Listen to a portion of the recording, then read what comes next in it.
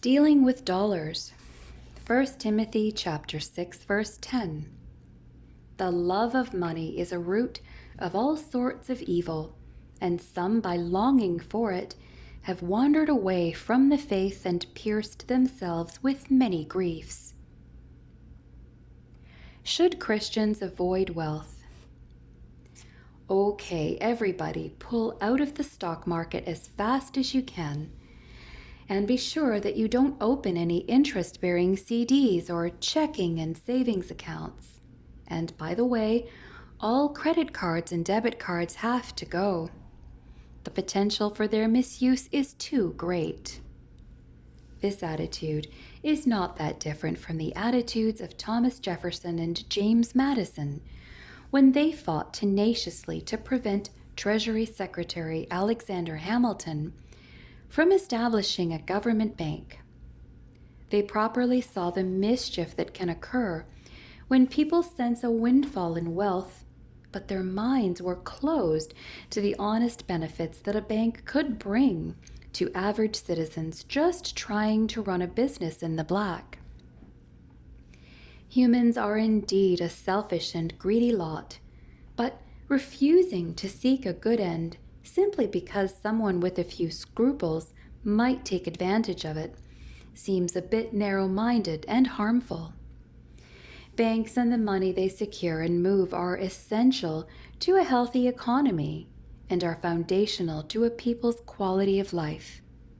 Money itself is not evil.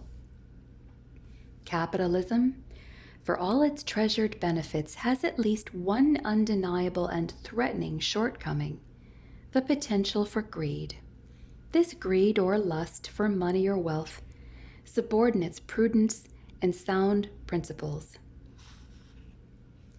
It places self-interest over the interests of others, and it makes lasting and desirable traits like peace and contentment inferior to personal prosperity and power. The safety net of any capitalist society is for its national interests to supersede the personal and self-interests of its citizens. Since this requires selflessness and people are naturally self-centered, it has and will always create a tug of war. Selflessness leads to faith, godliness, righteousness, love, endurance, gentleness, peace, and contentment. See 1 Timothy 6, verses 6-8 and 11. Greed, however, leads to suspicion, ruin of the family, prison, prenuptial agreements, perjury, theft, murder, war, and eternal loss of some kind. See 1 Timothy 6:9, Ecclesiastes 5, verses 10-14, Jeremiah 17:11, and James 5, verses 1-3. God is not opposed to hard work. See Ecclesiastes 5:12. He is not opposed to wise and sensible investments that produce wealth. Personal wealth among believers benefits the church and its less fortunate members, and it is a reflection of God's blessing, not humankind's genius. See 1 Timothy 6, verses 17 and 18. The Lord's concern is with those who would risk the pursuit of their faith and its lasting benefits. See 1 Timothy 6, verses 13-17. And Hebrews 11:26. For temporal profits that only have worth this side of the grave. See 1 Timothy 6:7, Job 1:21, Psalms 49:10, Proverbs 23:5, and 27:24. What is the advantage to him who toils for the wind? Ecclesiastes 5, verses 15 and 16.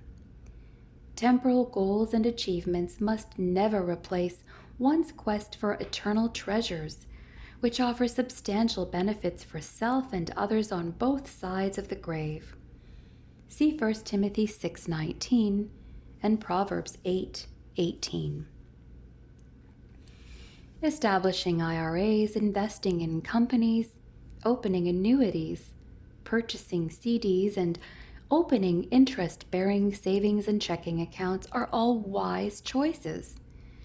Use responsibly and generously that with which God blesses you. See 1 Timothy 6:18 and Luke 12:33. However, never place personal prosperity above personal faith, for your mind will tenaciously pursue what your heart treasures. See Matthew 6, verses 19 to 21.